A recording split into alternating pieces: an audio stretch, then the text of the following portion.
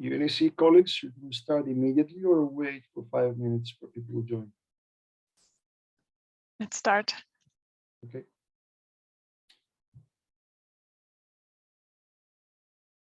I would like to welcome you on behalf of the organizers, the UNECE Water Convention, the Ministry of Environment Special Planning of Slovenia, the Ministry of Environment of Estonia, Global Water Partnership, SIWI, GEF, and the Med Action Plan for UNEP.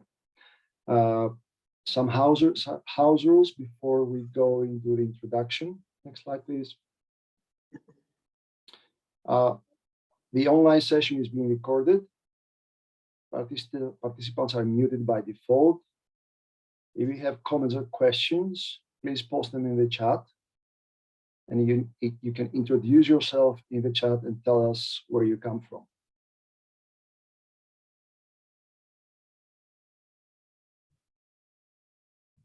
Now, it is a fact that there is a disconnect at large between freshwater and marine institutions, policies, and management tools. And this leads to natural resources related governance failures and so unsustainable management of these resources. And in turn, this leads to the deterioration of coastal and marine ecosystems and biodiversity. For the marine community, freshwater related effects are facts that need to be managed. For the freshwater community, the difficulty lies in taking into consideration what is at the institutional policy level an externality. Institutions and policy and management instruments are designed to address basic level issues, and the marine-related issues lay outside the basic, an area for which other institutions are responsible for. Now, for transboundary basins, things are even more complex, as on top of the marine-related issues, being an externality, there are the inherent issues linked to the dimension sovereignty when it comes to the management of shared water resources. To give you an example, in the Nile, for example, to what extent the protection of the Mediterranean large marine ecosystem can be part of the discussion among the riparian countries, the time that issues linked to livelihood support and energy dominate the upstream and downstream discussion. There are instruments to enable source-to-sea integration, for example, the UNECE Water Convention, referred to receiving waters. The regional seas conventions and the actions to address land-based pollution is also a framework to be used, but more action is necessary at the national level. Efforts should be more structured and need to lead to appropriate management tools and processes that need to be institutionalized. Data collection efforts need to be strengthened, science to policy interface as well, establish effective partnerships, even public-private, cross-sectoral, scientific partnerships, explore and develop innovative financing solutions. Why not capital market instruments to provide technical assistance to enhance the bankability of feasibility of projects? That's some pieces of the puzzle that we need to put together.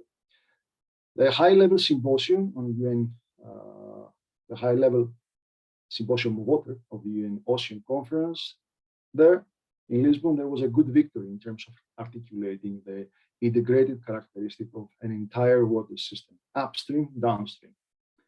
In the UN Ocean Conference political declaration, the countries welcomed the decision by UNEP developing the national legal binding instrument on plastic pollution. This looks from the source to the sea by default, and they refer explicitly to the source to sea approach, as well as to land-based pollution to prevent it, including nutrient pollution, solid and liquid waste discharges, etc., and understanding their sources and pathways and impacts. This is also by default source to sea and demands source to sea action. The aforementioned contributes and fit in the work under the high-level political forum for sustainable development, and more specifically for the attainment of SDG 14. This side event is organized by international organizations, intergovernmental organizations, governments, and UN agencies. That is a partnership as the one called upon by the UN Ocean Conference. That needs, of course, to be expanded and multiplied. This partnership forms part and functions under the Source to Sea platform that indeed has done a great work in promoting source to sea action.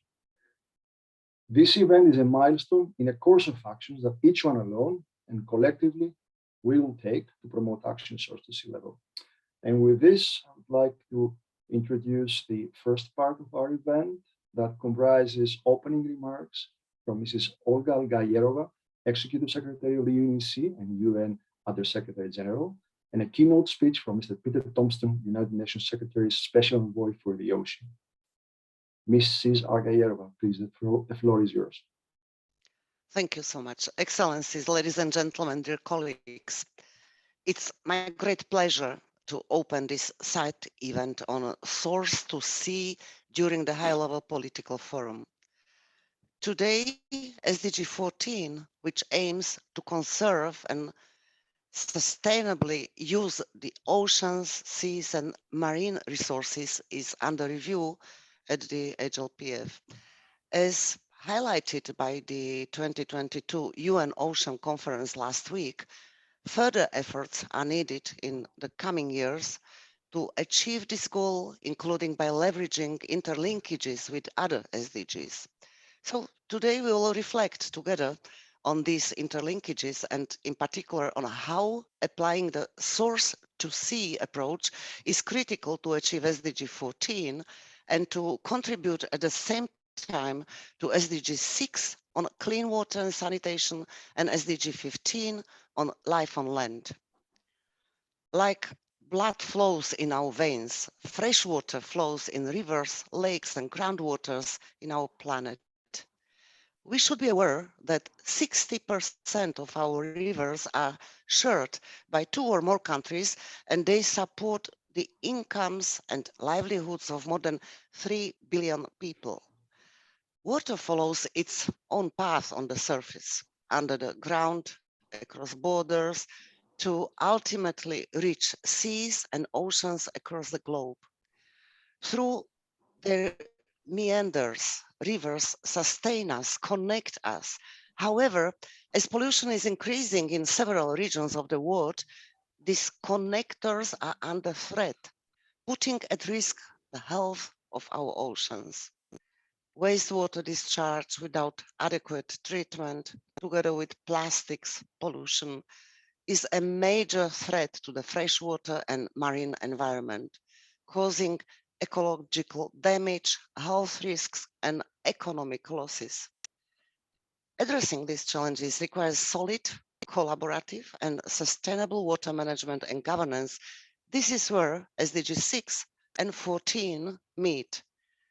Ecosystem protection is a shared concern of SDG 6 and 14, with SDG target 6.6 seeking to protect and restore water-related ecosystems, and SDG target 14.2 endeavoring to protect and restore marine and coastal ecosystems.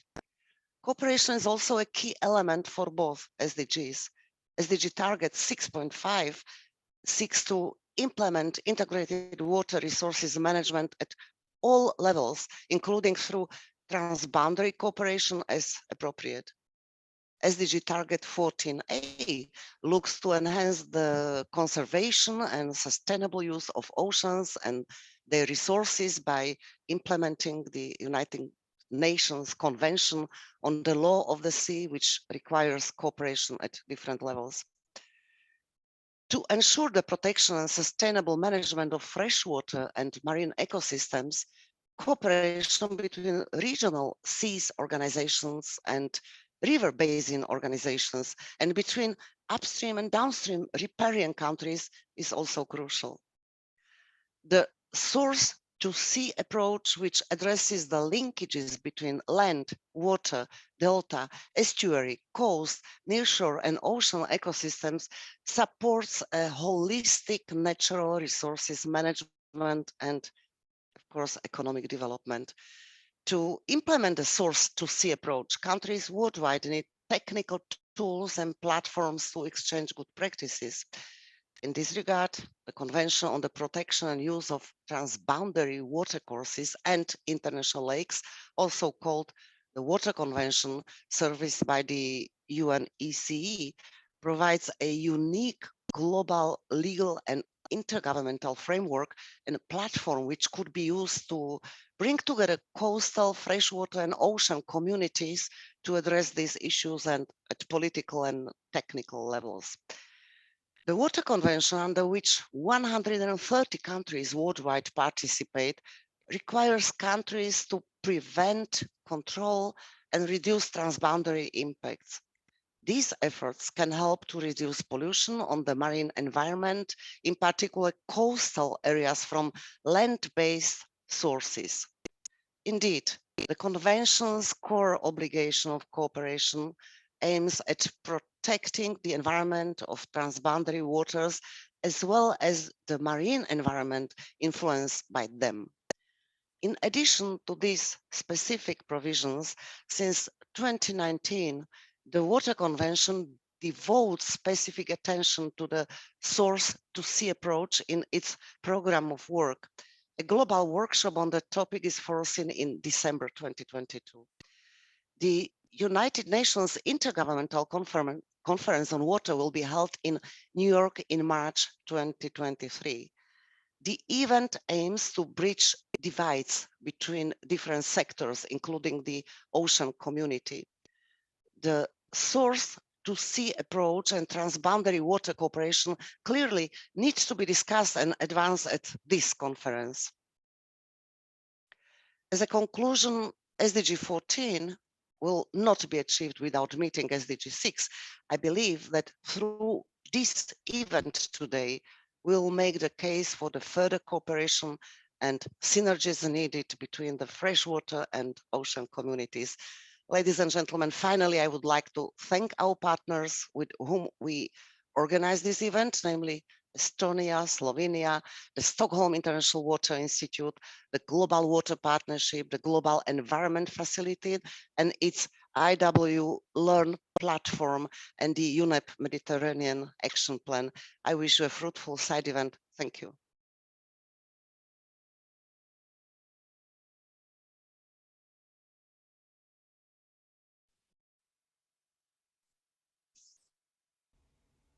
Excellencies, ladies and gentlemen, all courtesies observed, and thank you for the opportunity of addressing you today. It was only a week ago that many of us were in Lisbon at the UN Ocean Conference, all gathered in support of SDG 14's implementation.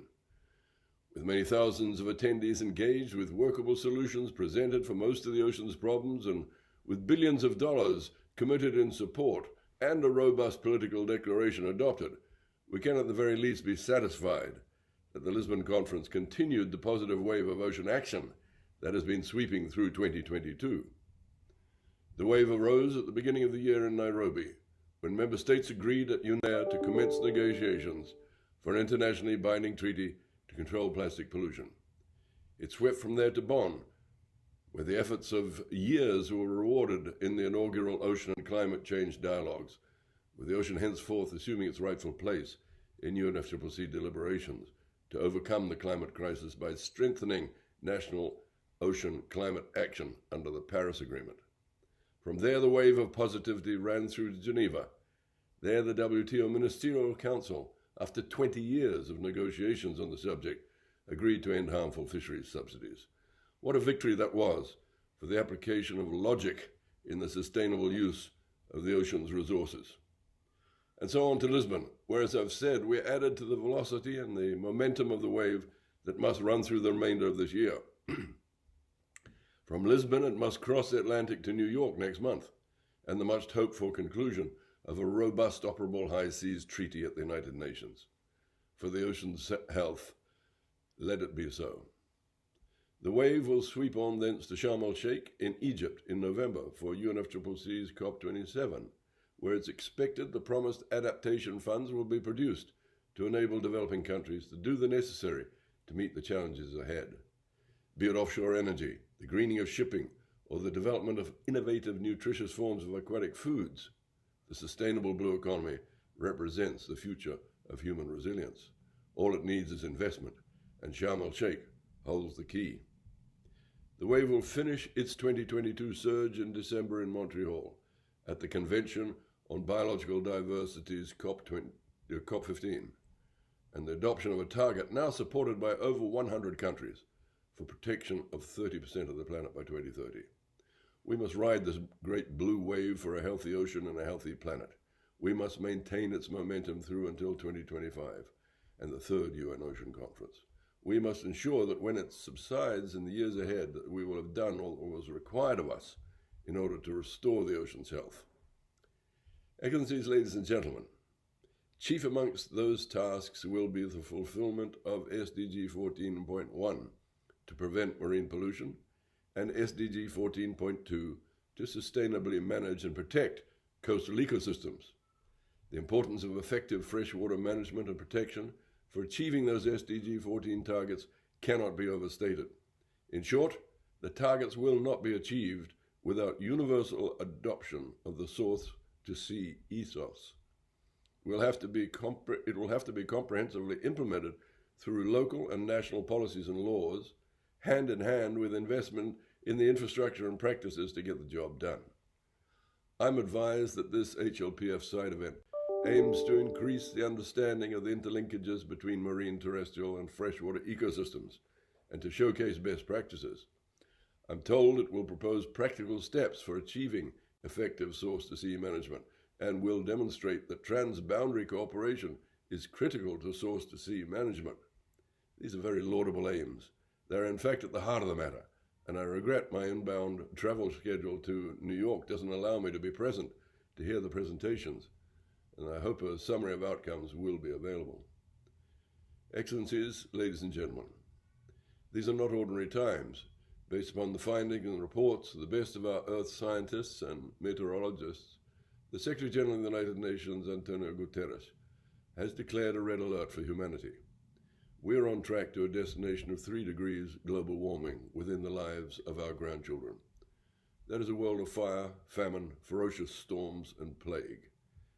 In Lisbon, this cataclysmic forecast caused the Secretary-General to deeply apologize to the youth of the world for the dystopian future our generation has been preparing for them, and promised to spend our remaining years working in partnership with them to reject that future and take the alternative road to 1.5 degrees warming. Please note his reference to working in partnership. He went further and charged me with conveying to the UN system that henceforth the youth must not be at the periphery of our meetings. They must be at the meeting table, helping to negotiate the future they will inherit. The logic of having suitably qualified young people present at the table, early career professionals from fields relevant to the subject at hand, sharing in decision-making on what directions to take to their future is as logical as it is compelling. The Secretary-General has stated that we've been waging a war against nature, gradually destroying the life support systems of the planet. I think of that war image whenever I see someone throw a cigarette butt down onto a city pavement. It's not a big moment, but it is one more bullet fired against nature, for the indestructible microplastics and other poisons in that cigarette butt have a destination with the ocean and the creatures within it. Excellencies, ladies and gentlemen, the 2019 IPCC Special Report on the Ocean and Cryosphere specifically highlights fragmented governance systems as one of the central challenges we must overcome in addressing climate-related risks. Balancing trade-offs between upstream and downstream stakeholders and across a variety of sectors will be required with greater focus, as much by those at the tables of policy responsibility as those with their hands on the wheels of agriculture and industry. I have spoken many times in the past in support of the action platforms for source-to-sea management. This multi-stakeholder initiative continues to enable sustainable development across the land, freshwater, marine continuum through supporting the adoption and implementation of a source-to-sea approach to management. It provides a holistic means of tackling climate risk adaptation and mitigation, of working to stop the decline of biodiversity and curb marine pollution from source to sea, and I commend it to all. I've referred to the role of partnerships in bringing youth into the center of negotiation, and they are implicit in what I've just said about the source-to-sea platform. Working in partnerships across silos, we can ensure that climate adaptation measures lead on to healthy land, freshwater, marine ecosystems, and hence a more climate-resilient future.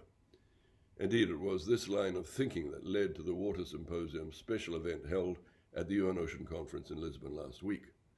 The symposium sought to harmonize efforts to realize SDG 6 on water and sanitation with those in support of SDG 14, in effect bringing together the freshwater and the freshwater community and the saltwater community. The power of the hydrological cycle now carries this work forward from Lisbon to the UN Water Conference in New York next year. everything is connected. Yes, the hard work is at hand. The freeway to 3 degrees down which we are cruising is broad and smooth. We've grown used to it and are reluctant to leave its comforts in our lifetimes. But it's a highway to hell for our grandchildren. For 3 degrees is, for so many of them, not a world they can live in. But there is a turnoff ahead, and the sign says to 1.5 degrees. From everything we've learned from our scientists, 1.5 is a place where they can abide with dignity, where they can live with theirs in security and happiness. Make no mistake, the road to 1.5 degrees will require of us many fundamental transitions in the way we live our lives, and the road is narrow and rocky in parts. But the realities of our planetary responsibilities and the absolute moral imperative of intergenerational justice, hopefully imbued with love, oblige us to take the diversion to 1.5 degrees. They oblige us to start living in balance with nature, to stop making war on it, to make peace, and thereby to stop the decline in the ocean's health. As I've described in my words today, we can do so as early as this year, and that's not a throwaway line. It's very doable. Thus, it is vital, in the truest sense of that word, necessary for life, that the international community does not squander this year's unparalleled confluence of opportunities for ocean action. And I thank you for your attention.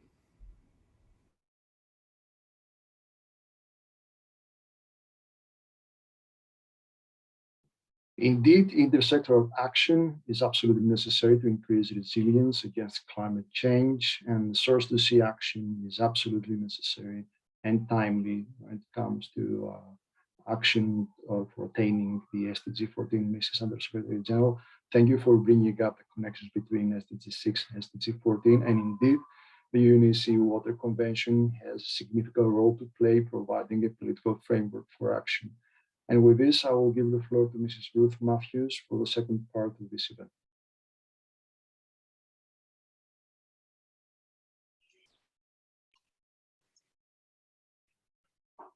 Good morning, good afternoon, good evening. Very wonderful to be here with all of you and really appreciate the insights and inspiration provided by our two opening speakers.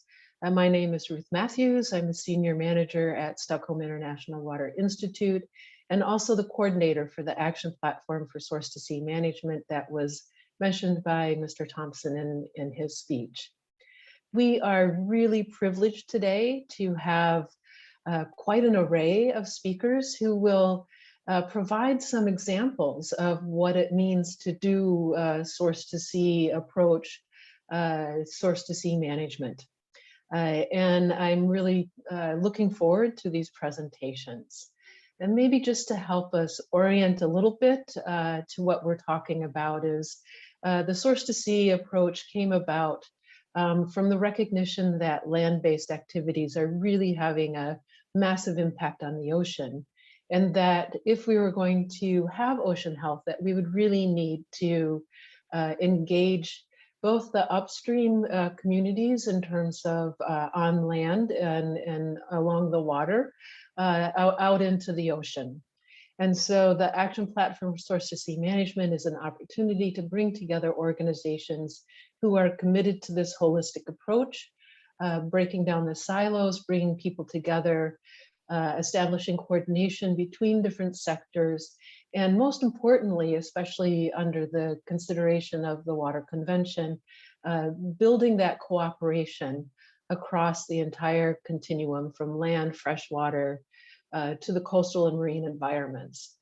And it is through this cooperation and through the coordination across our different viewpoints and perspectives that we can really build the momentum towards the future that Peter Thompson was speaking about, of not just meeting the climate change 1.5 aim, but also to have really full, healthy ecosystems that support us and that we establish that relationship that he spoke about of not being at war with nature, but being in partnership with nature.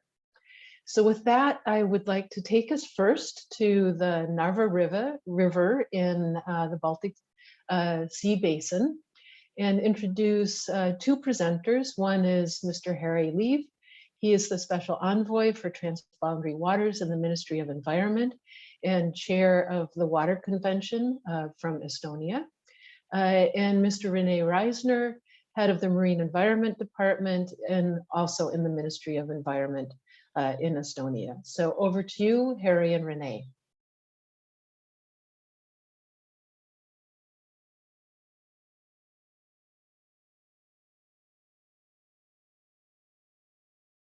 So good afternoon, good morning. I hope you can hear me. Our case study is about the Narva River, Lake Peipsi, Gulf of Finland, and these water bodies are actually all part of the Baltic Sea. So we are looking at the Baltic Sea region, north of Europe.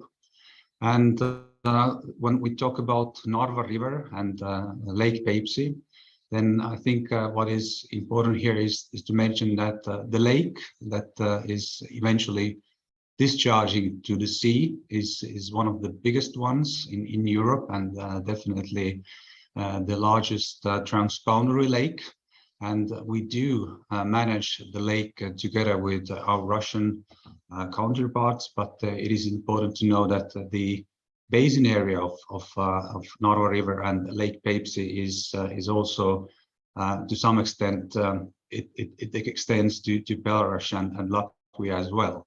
And for this joint management of transboundary water bodies between Russia and Estonia, namely the lake itself and the river, the management takes place in the joint water commission that we have with Russia. So the area is not big, but still for us, for two countries, and as one of the most important transboundary water bodies, we do have quite a lot of work with managing it. Environmental concerns in the area are pretty much the same as in the rest of the world. So we struggle with nutrients, eutrophication, we have hydromorphological barriers, obstructing fish movements, we have industrial releases, pharmaceuticals, marine litter, debris ending up in the sea, and of course, above all, we are not satisfied with the status of water bodies, rivers and lakes and coastal waters. And these issues very well correspond to these global goals that we have set under the Agenda 2030. And I have listed some of the most relevant here, especially the 15.1, 14, and 6, all of these aiming the improvement of status of water body and sustainable use of water bodies. To go into the source to sea approach, I would like to give you two examples. The first one is related to the nutrient management. So with this one, the system covers actually the whole Baltic Sea area. And at least from my point of view, I think it's quite a unique approach. And it allows to take into account also the pollution that comes from very distant areas, and we count in transboundary pollution, and main thing about is that the system allows us to keep track on our progress. So we know exactly what needs to be done in order to improve the status of the sea. We do know exactly from where the pollution comes from. We know the point sources, the fuel sources, we know the natural background, and we know exactly what are the measures to address this nutrient pollution. So this Baltic Sea-wide system has been in operation for about now 10 or 15 years. What we have achieved here, I can point out on these drawings that during past 10 years or 15 years, we have managed to decrease the phosphorus pollution by 50–60%, and we have managed to decrease the nitrogen pollution for our area like 24%. And from our perspective, this is one of the best working examples that we can bring out in terms of source to sea approach. It has certain technical things that we have to keep in mind, and we need to do quite a lot of technical background work, especially when we talk about different targets. For instance, how much pollution we can discharge to the sea, how much pollution is actually enough and tolerable for marine areas, how much pollution and nutrients can be in rivers or lakes. So this is all taken into account and addressed by different measures, either by our river basin management plans or throughout our cooperation for our transboundary water bodies. The other example, what I have here is related to the marine litter. This is not the example that works well. The Gulf of Finland, for instance, is one of the most littered marine area in the Baltic Sea, to which also the Narva River flows into. But the problem here is that there's not much we can do, although we have done quite a lot of work. So we have identified main pathways of litter, so meaning we know exactly where does it come from. We also know quite well different sources of marine litter. Is it either sewerage, agriculture, or industrial areas? But there is no existing, there's no well-functioning system that allows to put this source to sea approach fully into practice. And the reason why we are missing the system is that we do not have exact and overall targets to decrease the litter ending up in the sea. So we can measure it, we know what the litter is, we know where it is, but there is no overall target. And I think this is one of the difficulties when we look at this source to sea approach in general. So this actually means that we have to have information available at each step, in every step of the process, to fully understand what do we want to achieve. And the other aspect that I would like to mention is that although we know the approach, we have to take into account the existing working structures and the new challenges ahead. And this is actually that makes this approach work. And shortly, I will give it now to my colleague, Mr. Harry Leib, to conclude on this one, how we could further improve this approach in the future. Thank you. Good afternoon. And Harry, sorry, you have about 1 minute left. Yes, shortly about implementation, a few words. We have a trilateral cooperation between Estonia, Finland, Russia for protection of the Gulf of Finland, and we work together in framework of Convention of the Protection of the Baltic Sea, Marine Environment and Water Convention. But if we look on challenges, then we see that the source of sea approach can help to address most common environmental concerns in this basin area. But so far, there is no specific mechanism in place how to bring closer marine pollution issues and the land-based sources, how to address sustainable marine management together with the transboundary water cooperation. There are a few effective tools like the nutrient management in the Baltic Sea area, where also river basin commissions are involved. In that region, transboundary water commissions and river basin organization have been involved through thematic seminars, but not institutionally connected. So we feel that the cooperation should be increased between Marine Environmental Protection Commission and Transboundary Water Commissions or river organization, and the clear environmental objectives and the targets should be jointly agreed. So we hope to elaborate with those ideas in future. Thank you for your attention. Thank you very much for this presentation. And what I really heard clearly is two things. One is that it really helps to have targets so you know what you're trying to achieve, and that can give you both some credibility in terms of the pressure that you're putting to change behaviors to address whether it's nutrient pollution or plastic litter or any other forms of land-based activities that are affecting the marine environment. And then the other point that I heard just from you now, Harry, is this need for institutional mechanisms that bring together the marine and freshwater management. So those are both really good points for us to carry forward in this discussion. Now we will turn to Morocco, and I invite Ms. Sharafat Afala. Sorry if I messed that up. She is the Minister of Water, previous Minister of Water in Morocco, and is also steering committee for the Global Water Partnership.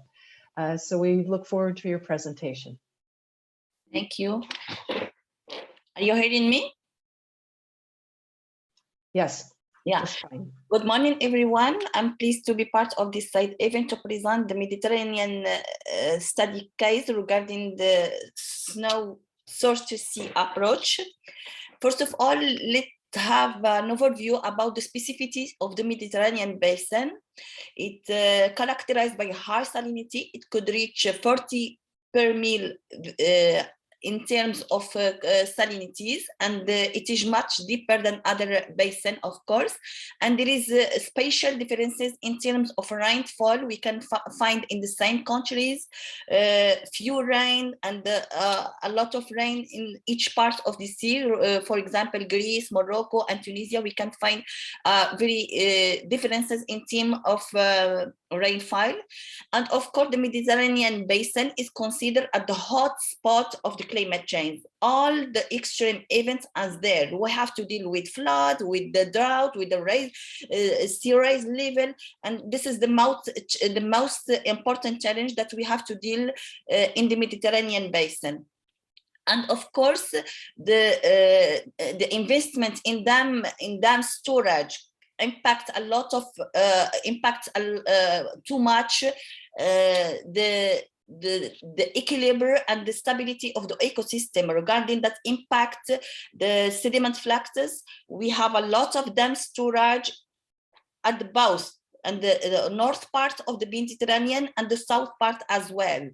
And in terms of rainfall regulation, this basin is different from others who are filled by the melting icebergs. We can find a different situation than other parts of the basin.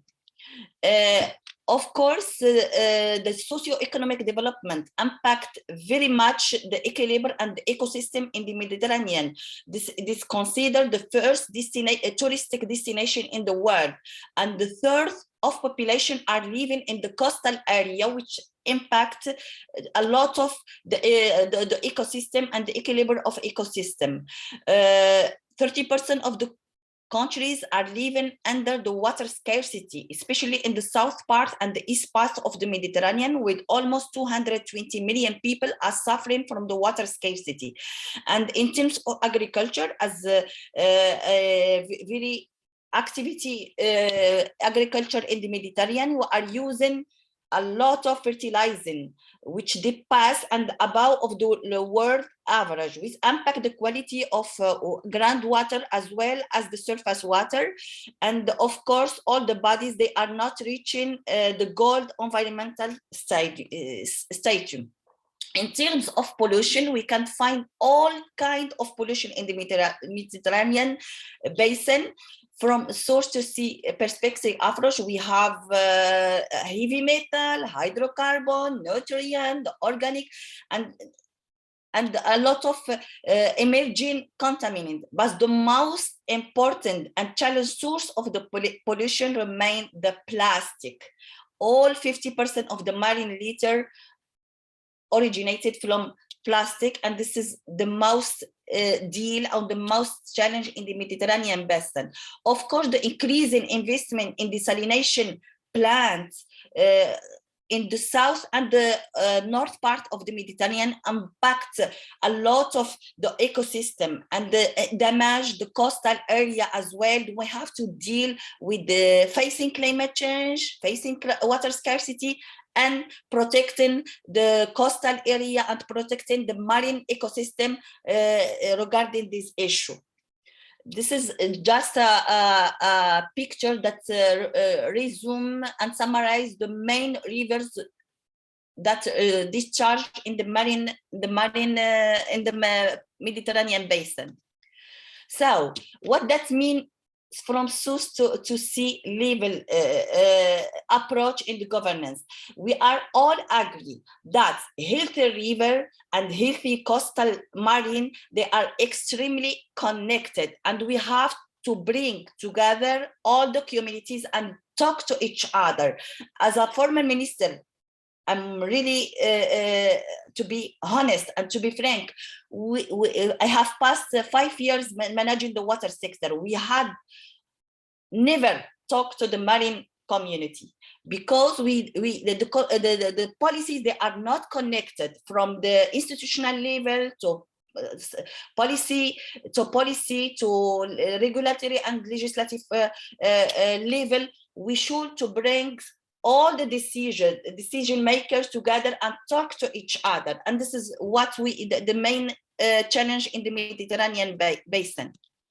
So implementing S2S governance, we have to tackle the lack of integration of fresh water and the marine water from institutional level, policy level, regulatory and legislative framework, and to connect all the communities together to build integrated policy and to be implemented. We are very, very fragmented as a institution, and this is not really good for S2S approach. And the transboundary issue could complicated too much from source to sea governance. So in terms of at the Mediterranean level, there is a lot of framework, a very solid base to be promoted from the Mediterranean level, European level, Arab level. But the problem and the question which still arise: how much coordinated and harmonized and aligned and effectively implemented at the in field? This is the main question that could be raised and still raised. So, for example, Sharafat, you have about 1 more minute. Yeah. GWP and other partners are leading a very huge program and promising program, which aims develop and implement systemic action that take into account the specificities and the priority for both south and to north parts of the Mediterranean Sea. This objective of this program aims are tackled to bring innovation to bridge the gap between scientists and policymakers, enable to source to see action and approach and implement this approach, and of course tackle the pollution from source to the sea. We as a whole approach in the Mediterranean issue. Thank you so much. Thank you very much, and really appreciate your expert view on the Mediterranean, and your experience in Morocco clearly comes through here. And I think what's really interesting is that you reflect similarly to what Harry said in terms of the need to find ways to bring the institutional parties together and to cooperate and build some integration there. Thank you very much for noting the program that SIWI, GWP, and UNESCO IOC have developed, Healthy Rivers, Healthy Oceans. And we really hope that we can work with all of you to see how we can bring together mechanisms that face these challenges that we're seeing identified here on Source to Sea. So now we will move to Southeast Asia and Vietnam.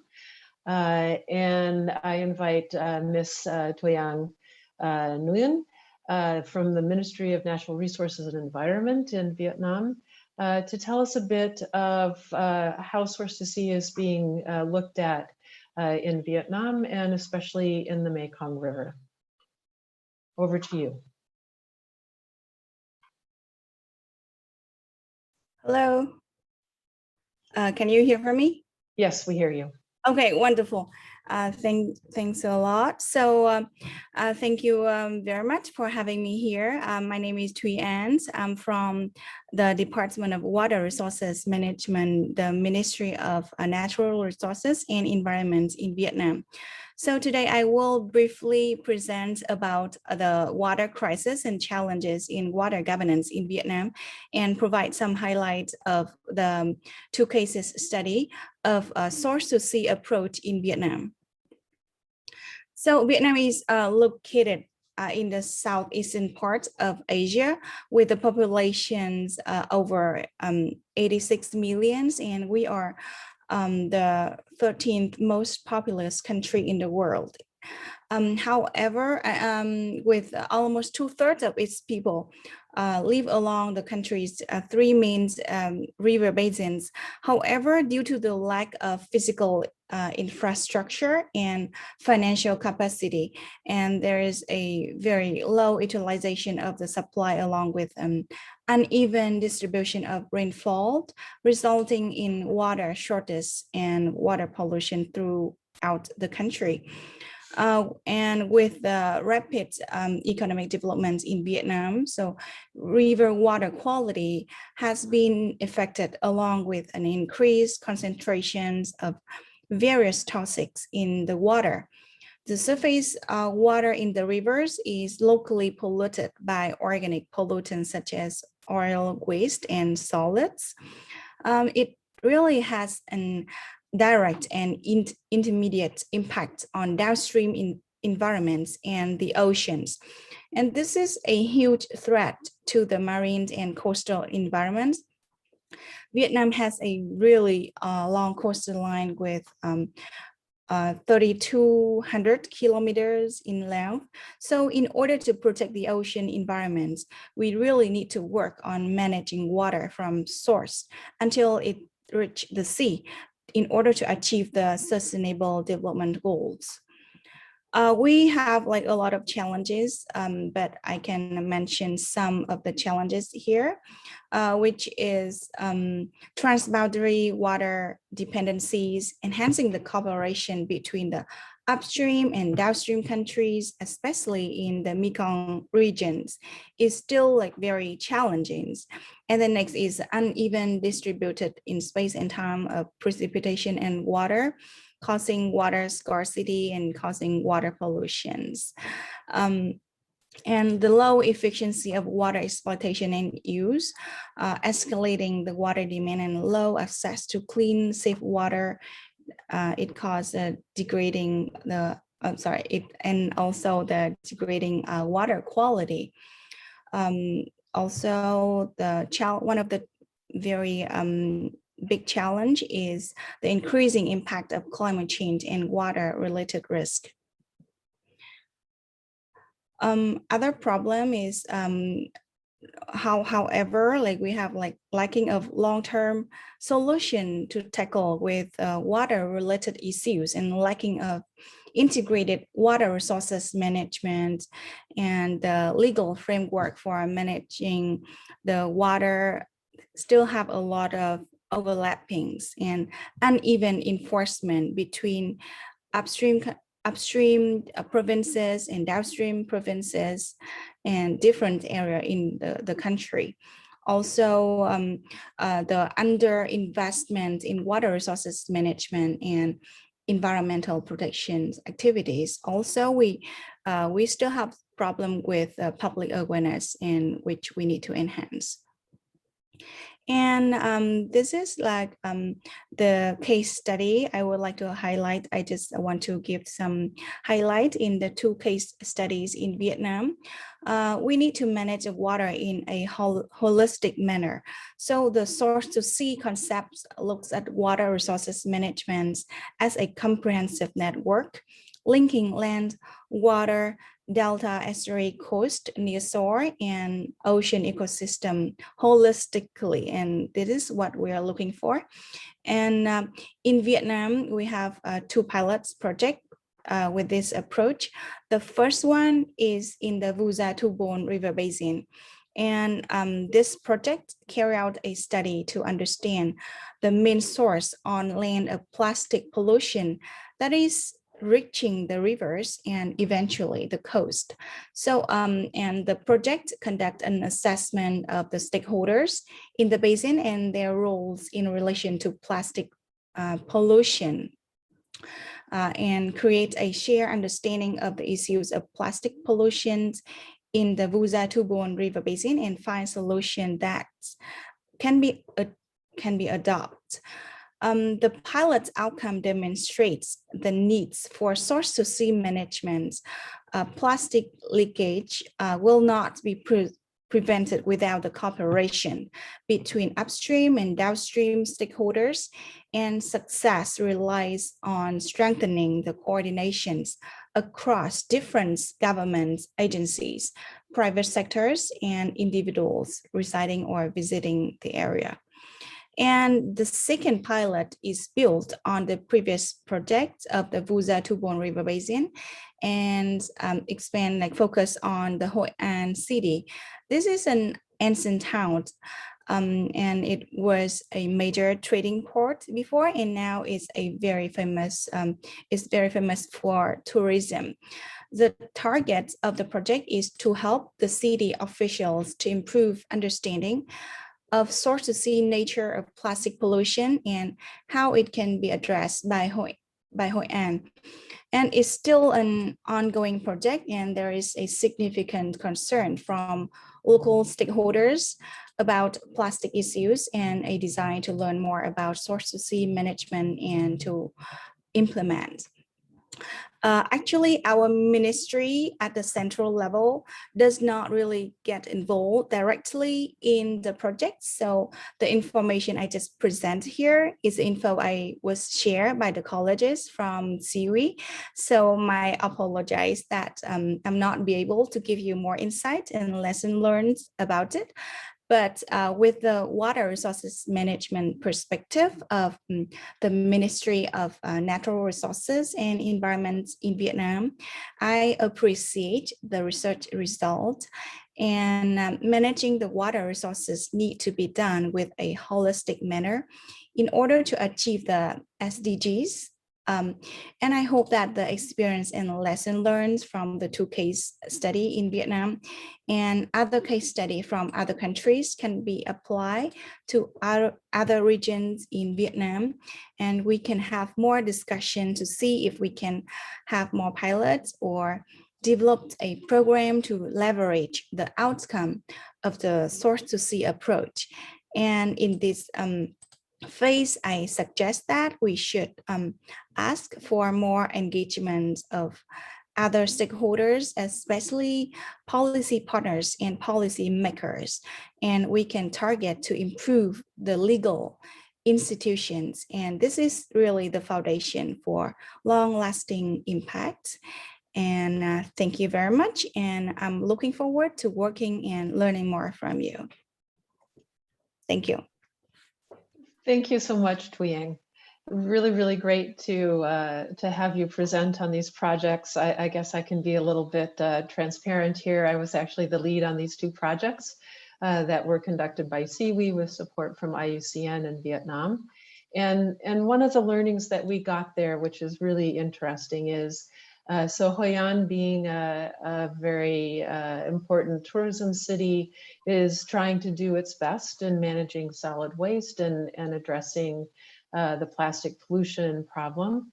But as we looked at the Vuja-Tubon River Basin, where Hoi An is downstream party there, what we really saw was that it was the rural areas and the coastal areas that were producing a lot of the unmanaged plastic, the plastic that was leaking into the waterways and finally into the ocean.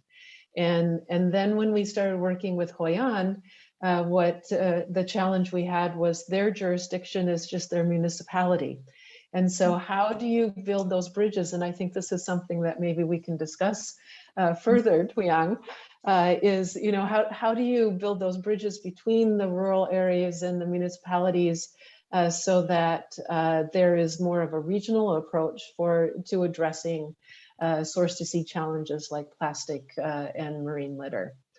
So that's just a little tidbit that I can share from our personal experience. Okay, so now we go to Africa. So we've really covered the territory here geographically. And I will invite Ms. Thandiwe, and I'm not even going to try to say your last name. I'm sorry, because I'm told that I have to click my tongue and I'm not sure how to do that. So I'll leave it to you to help us understand how to say your name. And you are the Deputy Secretary of the Benguela Current Commission. The Benguela Current Commission has been a partner to the Action Platform for Source to Sea Management for quite a long time. And I understand that you'll be speaking about the cooperation between Orascom and the BCC. So over to you. Thank you very much, Ruth. Yes, my name is Thandiwe Baba. Yeah, you do have to make a click sound. I'm currently acting Executive Secretary for the Benguela Current Convention.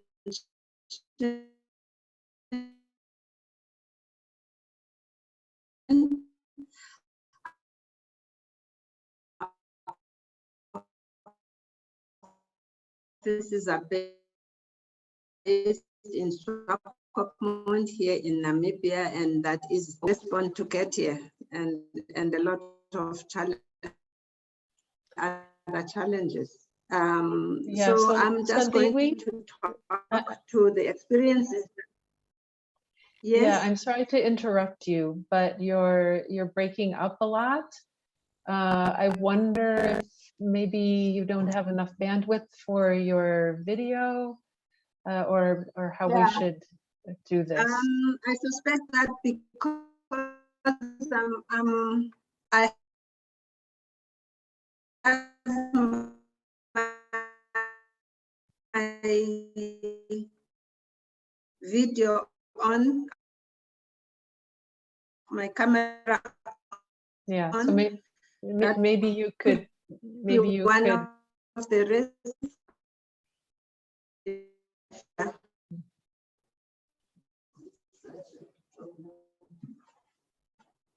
So Thandiwe, maybe you could turn off your camera. I apologize that we couldn't see you and hear you, but let's try this. Yeah, it's already,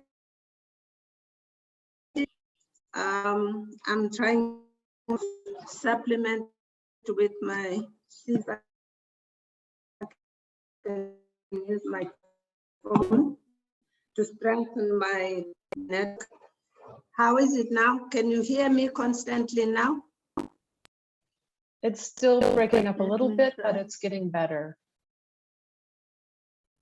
Yes, and I'm trying to switch over to use my phone for supply because the office network is not very reliable. I'm sorry about this, but my presentation is not going to be long anyway. Experiences from a partnership that between BCC and Orascom, which is a river basin that is shared by 4 countries, through which the Orange River meanders its way to the Atlantic Ocean. And the countries involved here are Botswana, Namibia, Lesotho, and South Africa. And the river enters the Atlantic Ocean in Namibia through at a place called Orange River Mouth, Oranje-Mond, if you like, in local language.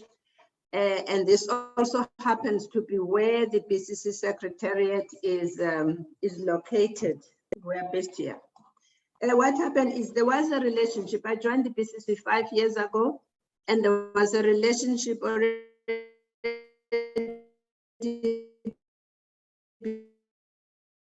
between the Benguela Current Convention and in 2020 that we started strengthening this relationship on the ground. And this relationship was triggered by a study which was conducted by the Benguela Current Convention, where we have got a report on the hotspots, pollution hotspots in the region. One of the hotspots identified was in the Orange River mouth, was that area is in terms of pollution is one of the worst. So what we did, we contacted the Ministry of Water Affairs. It's associated in Namibia, because they were already doing water quality monitoring in the coastal area of Namibia. And we wanted to establish if they were covering the Orange River mouth as in their sampling exercise. And we agreed that we will support them as the BCC in doing this work, in monitoring and covering that area specifically for us to get information. For the first time, the BCC did join the staff from the ministry when they went to the site, because we were contacting the ministry was to determine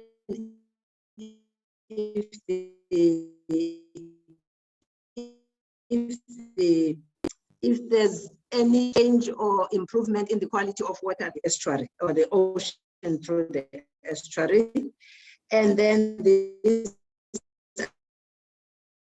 agreement was reached an agreement with the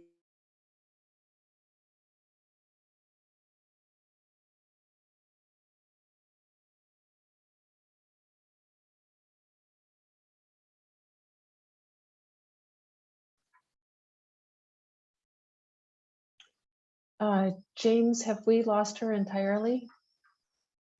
Yes, we have. Okay. All right. Well, that's that. Let's see if she comes back. But maybe in the meantime, we could have a question or two and some discussion.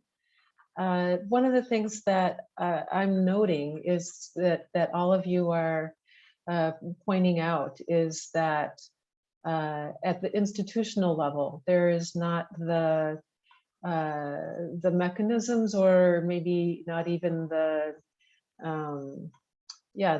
willingness or the attention to coordinating between different institutions. For instance, the Department of Water Resources and the Department of Marine Environment, or however these two. Okay, so I see your note, James. Let's for now go into this question, and if we have time, we can come back to Thandiwe and see if she can have good sound again. So what I'd really like to do is hear from each one of you. So I'll pick out Harry, Charafat, and Tuyang to say, like, what would you, like, if someone could come in and support a change that would result in more source-to-sea cooperation at the ministerial or department level, what would it be that would be your recommendation of what would change this situation where we're not having this institutional coordination? So Charafat, because you have your camera on, I'll go to you first, and the other two of you can be prepared to be called on. I think as a start point, we should start by raising the awareness for decision maker. We should connect the scientist with the policy maker, because some policy maker, they are not enough aware about the coordination policies. After that, we can move to build integrated policies and harmonize regulatory and legislative framework for both community, marine communities and freshwater communities. And we can start by building something strong that connects all the stakeholders together. This is maybe the starting point to tackle as soon as possible. Excellent, thank you. You had an answer right on the tip of your tongue. I really appreciate that. Thank you. Yeah, so now I'll go to Harry. Do you have something you want to contribute here? Thank you. Yes, maybe just to follow that, of course, that is good to have scientists around and all stakeholders.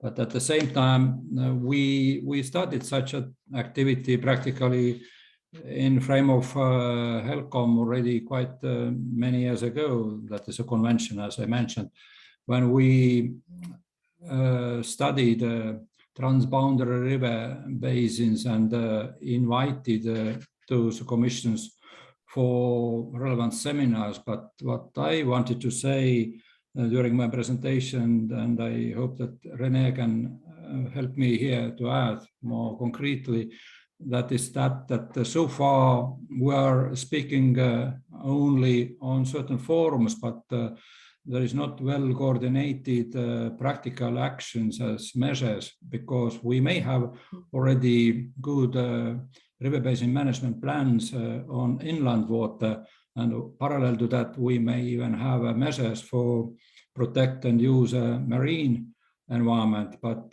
still there is missing concrete, as I expressed, that institution or framework, say so, up to legal framework, how we really take into account relevant actions, so that to do more on land or also to take into account that in sea environment. But maybe here some other would like to react, or Rene would like to say a few words, but here we need to think what is the most appropriate, especially taking into account the global approach, because that may differ from region to region, as I spoke already on behalf of a Baltic region. And here we have some practice, what is necessary to follow and to upgrade. Thank you so far. Thank you very much for that. And Renee, did you? I can hear now. I can hear you. Can you guys hear me? Can you hear me? Sorry to interrupt. Can you hear me now? I can hear you. Can I just continue, please? Sure. Yes. Let's give it a try. Okay. I'm not sure where I got cut off, but I will just start by indicating that the samples have been collected over the past 2 years with the assistance of the ministry staff, and BCC has received some reports which show that there are pollutants in the river or in the estuary. However, the reports are lab results which do not have much elaboration on the on the pollutants themselves as to what it is. I mean, they just identify them, but we're not sure what the concentrations are. We also realize that as a result of this information that we are receiving from the ministry, which is not very complete, we need to provide training to the officials to assist them so that they provide us reports which are useful, because we want to ensure effective monitoring of the water quality at the river mouth, as well as make decisions that we can present to decision makers to influence policy on these issues. So the next step for us was to now, between BCC and Orascom, we are going to do a joint monitoring that will start from the 11th to the 20th of September. Officials from the two organizations, BCC and Orascom, as well as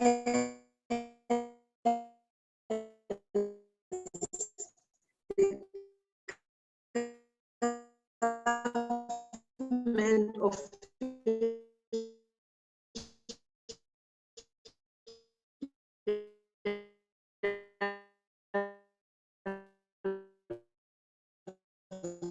who have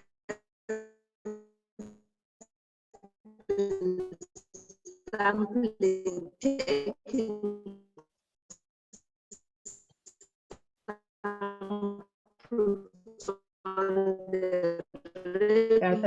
Sandy, we're still not hearing you well. They will join about 10, I think it's about 8 to 9 days survey. What is going to happen during those days is that samples will be taken at the key identified areas along the river, all the way down to the estuary. And then the rest of the days that everybody understands how to.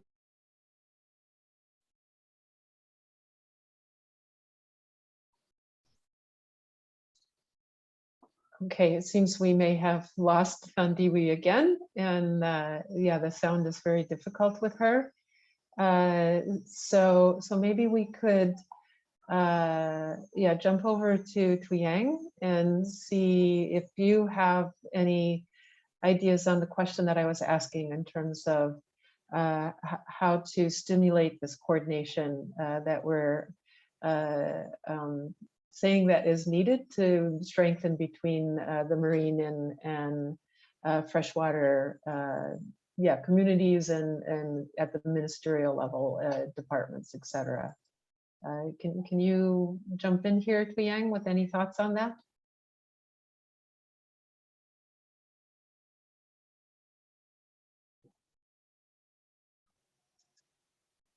Are you still here?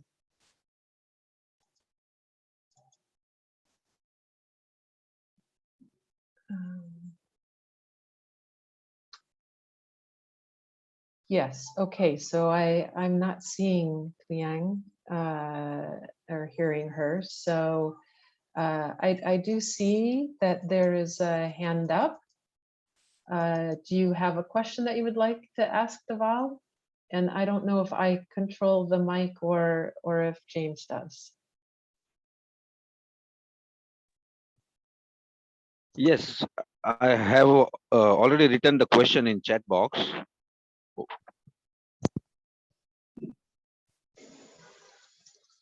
Hello. Hello, yes. Yes, okay. I've already written the question in the chat box where I was asking, can we plan water management in 2 phases? One, from source to our city or civilization, and then civilization to sea. That's a That nice is the way. question. Can we, Yeah. how can we plan this thing so that we can reduce the load on sea, the waste management, all the things are taken care of. Yes, yeah. So what I would say to that, but this is, you know, I guess I'm jumping in as the moderator here, and then we can turn this over. You know, Renee, maybe you would have a comment on this, as well as Sharafat. Is that we need to make sure that the planning at the city level, civilization level, is already taking into account the potential impacts on the ocean. But Renee, I'll turn it over to you. Yes, thank you, Chair. So what I could add here pretty much was what was already actually said, is to perhaps to start off by informing each other. I mean, like water community and the marine community. So what we have noticed is that actually we do not know what we are after and what are the specific objectives that we have, either for the marine areas or for specifically for rivers or lakes. So at least try to inform each other and try to bring each other to the same information level and to share this information, that if we know better, then we can move closer to this source to sea approach, because as I said before, it requires well-informed communities. It needs input information on all the aspects on our way. I mean, from source to the sea. So we cannot manage things that for which we don't know anything, or for which we are missing information. And the second thing, or the second step, perhaps could be the more detailed work. So to say, we need to go into substance or into specific issues and to look closely. What are the targets specifically? What are the things that we would like to measure, and what are the indicators that we might use to assess the progress or our achievements? So this would, of course, require more detailed work and probably on both sides, on the water side and on the marine side. And then third one, I think if we have the information, if we talk to each other, then the question is that how we can change the way we work, how we can bring our different institutions, our cooperation frameworks closer to each other, and then what could be the new working format, so we could consider each other's needs and our specific objectives and what we want to do together. So that's what I would add to this discussion. Thanks. Excellent points. I really appreciate that, Renee. You know, one of them is that we need to be talking to each other and sharing information so we understand each other's perspectives, that we need to dive into specific issues and really get into the substance so that it doesn't stay just at the conceptual level, but we're really working on specific challenges that we need to address, and then the change of behavior that we start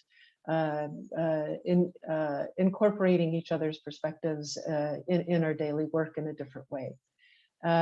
We have just a minute or two. Sharafat, did you want to say anything on this question? Sorry, I didn't catch the question. Yeah, so the question was, you know, so do we, you know, can we kind of break it up into two parts? Can we look at how we get water to civilization and then look at how civilization affects the ocean? Or do we need to look at it in a holistic way? I think we should analyze in a holistic way. We should analyze the entire cycle of the connection between fresh water and the ocean water. This is maybe the milestone of building something strong and something and to sustain the connection between the fresh and the coastal and the marine communities. And we could start, because our decision maker, they aren't not enough aware about this connection. They act only to resolve the problem when it happens. And we are living in Morocco some dramatic situation. We are really managing the dramatic situation in the Mediterranean side and the Atlantic side. We bring the stakeholders together when the problem happens. And they done not when we should resolve the problem in upstreams to avoid the problem happening. This is why we should start by raising the awareness of our decision makers and build the integrated policy and all the legal. We bring all the legals as a unique game. Okay, excellent. I really appreciate that, and yeah, the more that we can act before the problem becomes a problem, the better it is, because recovery is very difficult as opposed to avoiding. Absolutely. So thank you for that. Okay, so we have had a fantastic session here. Each one of these case studies has brought in some similarities, which is really pertinent for us to pay attention to, and then also some unique aspects depending on the country context and the geographic context. So I hope everyone has a bit more sense of an understanding of what we're talking about when we're talking about the source to sea approach to governance. And it really is this key fundamental aspect of we need to manage land, freshwater, coastal, and marine ecosystems in a holistic way. We need to have that coordination across different sectors, especially between land, freshwater, and the ocean. responsible authorities and stakeholders. And then we need to also take into account how our upstream activities can contribute to either the health of the ocean and the coastal ecosystems or contribute to their degradation, and to find new ways and solutions as we work together so that we avoid the really unintended negative consequences that too often appear. And as Sharafat said, then we have the problem when we bring everybody together, but we already have the problem. So I will leave it here and turn back over to Dimitris for the closing remarks. Thank you so much for this opportunity. Thank you. What clearly came from this fruitful discussion was the necessity of partnerships, intersectoral and across the source to sea. And this is what we have done today, the organizations and agencies that have organized this event, is exactly this. We heard what came out from the Lisbon UN Ocean Conference. It was exactly what Mr. Thompson pointed out today. It was what was heard by the cases. And this event indeed is a milestone in a series of events and actions towards promoting and implementing the source to sea approach. I'll stop here and I will give the floor to Mr. Aleš Bišak, the Vice Chair of the Water Convention, Minister of Environment and Spatial Planning Slovenia, for closing remarks and closing of this side event. Aleš, the floor is yours. Thank you, Dimitris. Excellencies, ladies and gentlemen, dear participants of the side event, we came to the last part of today's side event, which aim was to discuss the critical role of the source-to-sea approach in achieving SDG 14 and contributing to SDG 6 and SDG 15, including relevance of transboundary cooperation. Increase the understanding of the interlinkages between marine, terrestrial, and freshwater ecosystem, and by showing best practices, which were really nicely geographically distributed when selection took place. Before I will pass, I will give you some concrete conclusions. Let me please briefly summarize the main messages of speakers and contributors to the event and relations based to the guiding questions of the side event. We got some answers, opinions, and solutions, and some still will need to be elaborated through the future process of the UNECE Water Convention in the field of the source to sea. I will now go fastly through the terms I picked up from the contributions, but they are clearly understandable and they can stand alone. So I believe strongly you will understand the message of the contributors. So let's go. SDG 14 will not be achieved. Sorry, it is handwriting. Will not be achieved without achieving SDG 6. Source to sea is critical to achieve SDG 14. Cooperation is important, including transboundary 1. Water Convention provides a unique legal framework to address the issues. SDG 14.1 target and SDG 14.2 target are chief goals for the source to sea approach. Transboundary is critical for source to sea approach.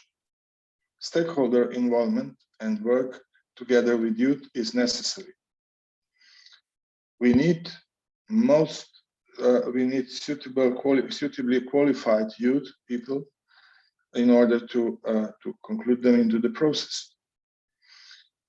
Regarding the pressures of the river systems, they were called like nutrients, eutrophication, hydromorphological barriers, industrial releases, plastic litter in general, litter and debris, climate change. Next, healthy rivers and coasts are prerequisites for healthy sea environments. Lack of integration of freshwater and maritime communities is a huge challenge. Lacking of legal framework, antagonisms of upstream and downstream demands, climate change, water distribution and water allocation, importance of stakeholder coordination, awarded public, need to provide trainings to the officials, joint monitoring needed. So these are the most crucial pickups I intended to present to you. And now I will try to summarize my contribution in terms of what is needed in a practical level and what would be the role of the Water Convention in the source-to-sea approach. According to the presented good practices and outcomes also of the previous relevant events of source-to-sea, in our future, the integration of SDG 6 and SDG 14 is urgently needed. Many interconnected targets are not achieved already now. Also in the context of the water action decade goals with a clear balance of upstream and downstream demands of the SDGs.